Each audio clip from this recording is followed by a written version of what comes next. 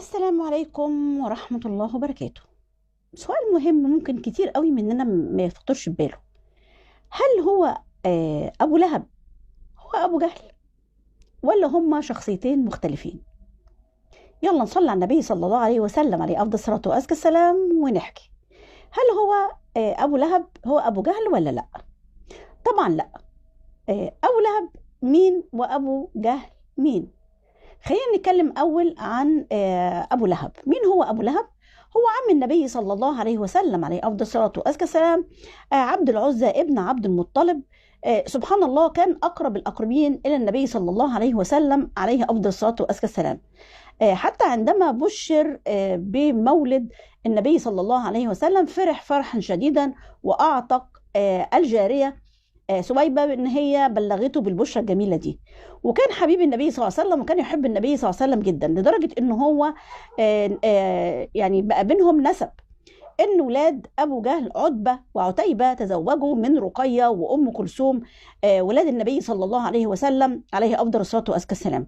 ولكن عندما وصلت الرساله للنبي صلى الله عليه وسلم ونزلت فيه، هو طبعا رفض ان هو يدخل الاسلام، رفض ان هو يكون من المسلمين وتمسك بالالهه، ورفض ان يكون في جوار النبي صلى الله عليه وسلم وبين الاسلام. فبقى اصبح اشد اعداء النبي صلى الله عليه وسلم، لدرجه ان هو نزلت فيه سوره المسد، وهي تبت يدا ابي لهب وتب. مش بس كده، كمان ان هو قال للنبي صلى الله عليه وسلم انك الابتر.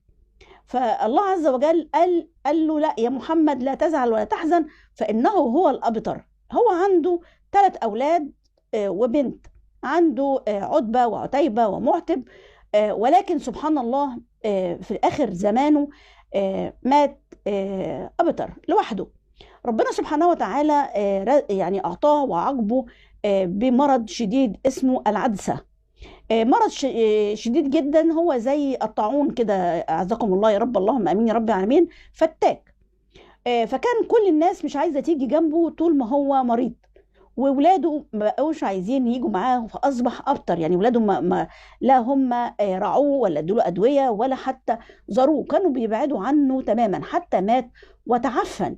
سبحان الله. ولكن هنا الله عز وجل أراد، الله عز وجل إن حتى ولاده ما يشوفوهوش ولا يتعاملوا معاه عن قرب، ولا فيه حنية ولا فيه صلة رحم، ولكن ربنا جعله أبتر كما عاير النبي صلى الله عليه وسلم، عليه أفضل الصلاة وأزكى السلام، حتى تعفن جسده.